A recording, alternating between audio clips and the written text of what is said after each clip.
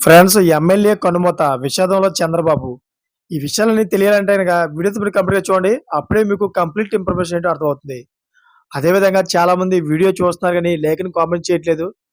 దయచేసి లేఖని కామెంట్ చేయండి. లేఖని కామెంట్ చేయడం వల్ల ఈ ఇన్ఫర్మేషన్ అంతా మనం చాలా మందికి తెలియజేసేవాళ్ళం అవుతాం.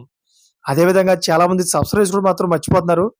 దయచేసి సబ్స్క్రైబ్ చేసుకోండి. సబ్స్క్రైబ్ చేసుకోవడం వల్ల నేను చేసే ప్రతి ఒక్క అప్డేట్ మీరు ముందుగానే పొందగలుగుతారు. ఫ్రెండ్స్ తీవ్ర అస్వస్థతో ఏఐజీ ఆసుపత్రిలో చేరిన గోపినాథ్ చికిత్స పొందుతూ మృతి చెందడం బాధాకరణమని అన్నారు. ఆయన ఆత్మకు శాంతి కలగాలని ప్రార్థించారు. గోపినాథ్ రాజకీయ ప్రయాణం తెలుగుదేశం పార్టీతో ప్రారంభమైందని అన్నారు.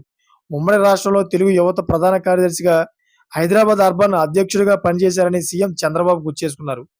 అయితే 2014లో టీడీపీ తరపున జూబ్లీ హిల్స్ ఎమ్మెల్యేగా గెలిచిన గోపినాథ్ 3 సార్లు ఎమ్మెల్యేగా గెలిచారని తెలిపారు.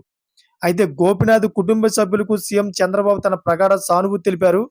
Jubilee hills MLA Maganti Gopinath మృతి పట్ల ఆంధ్రప్రదేశ్ ముఖ్యమంత్రి చంద్రబాబు నాయుడు గారు సంతాపం తెలిపారు. అదేవిధంగా తెలుగు సోదరులు అందరూ కూడాను, తెలుగుదేశం తమ్ముళ్ళు అందరూ కూడా గోపినాథ్ మృతదేహానికి నివాళులర్పించారు. ఆయన యొక్క సేవలను అందరూ గుర్తు చేసుకొని అందరూ కూడా బాధ వ్యక్తాన్ని తెలియపరిచారు.